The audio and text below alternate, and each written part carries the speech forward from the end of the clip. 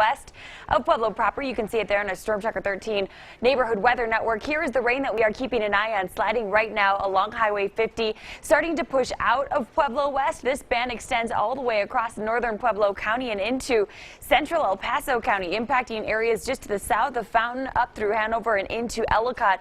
These storms starting to push their way toward Falcon as well. Nothing severe, at least not as of right now, but heavy rain could slow down the evening drive. So if you are heading out this evening in El Paso or even Pueblo County, just make sure that you have the umbrella handy. We are tracking spottier storms around southern I-25 and out across Los Animas County. Again, nothing severe as of right now. Of course, if that changes, I'll let you know right here on KRDO News Channel 13. Sky scan showing through the remainder of the evening and into tonight. Everything is expected to come to an end by early tomorrow morning. The clouds will clear out. We'll wake up to a mixture of clouds and sun by 7 o'clock tomorrow morning. And then as we head into the afternoon, we're going to do it all again. Another round of clouds will start to build around lunchtime with more storms in the high country as we take you into the afternoon and evening. Now, the storms tomorrow, for the most part, are going to stay up across the mountains, but we cannot rule out a few isolated storms for the Pikes Peak region and even around Pueblo. So again, another day where they'll be hit or miss, but you'll definitely want to have the umbrella with you. By 8 o'clock, it looks like things are going to wind down, so things should come to an end by your early Thursday morning. Temperatures tonight will be falling into the 50s and 60s along and east of I-25 with 40s and 50s in the high country. High temperatures tomorrow, we are getting into the 80s and 90s, so temperature-wise, it's going to be very similar to what we had out there today with 70s and 80s west of the interstate. If you're not a fan of the heat, then you are really going to like the temperatures heading our way later this week.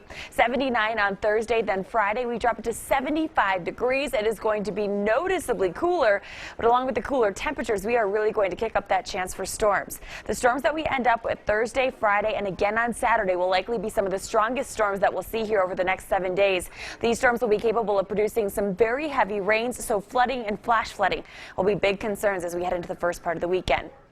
In Pueblo, 96 degrees tomorrow, 86 then on Thursday. Temperatures even in Pueblo are cooling down, 82 degrees by Friday before we heat right back up. The 90s return by early next week. In Canyon City tomorrow, we had a high temperature of 94 degrees, 84 then on Thursday. 80 will be your high temperature Friday. We'll keep a 30% chance for storms in the forecast Friday into Saturday.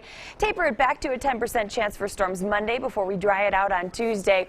And in Teller County, 79 degrees tomorrow, but then Teller County, it's definitely not going to feel very August-like Thursday, Friday, Saturday. We are dropping temperatures in the mid to upper 60s, so it's going to feel awfully chilly with overnight lows in the 50s for the most part. There is going to be that chance for storms here each and every day, but the highest chance for storms and the strongest storms at that will be Thursday, Friday, and again on Saturday, with things beginning to quiet down just a bit as we head into early next week. Friday, though, looking to be one of those days where we're definitely going to be monitoring area burn scars very, very closely. All right. Okay, thanks. You bet. Thanks, Rachel. Well, people who live